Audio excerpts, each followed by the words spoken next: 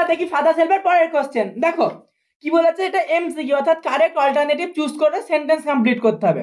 When Sami enter the class, যখন সামি ক্লাসে ঢুকেছিল, স্যামুয়েল ওয়াজ টিচিং, স্যামুয়েল কি পড়াচ্ছিল? হিস্ট্রি, ইতিহাস, অ্যারিথমেটিক মানে হচ্ছে পাটিগণিত, সায়েন্স মানে হচ্ছে বিজ্ঞান না জিওগ্রাফি। দেখো এখানে স্যামুয়েল পড়াচ্ছিল অ্যারিথমেটিক অর্থাৎ পাটিগণিত। তারপরে দেখো Sami was late to school, Sami school যেতে লেট করেছিল বাই কতক্ষণ? হাফ অ্যান আওয়ার, আধ ঘন্টা, অ্যান আওয়ার 1 ঘন্টা, 2 আওয়ার 2 ঘন্টা, 3 আওয়ার 3 ঘন্টা।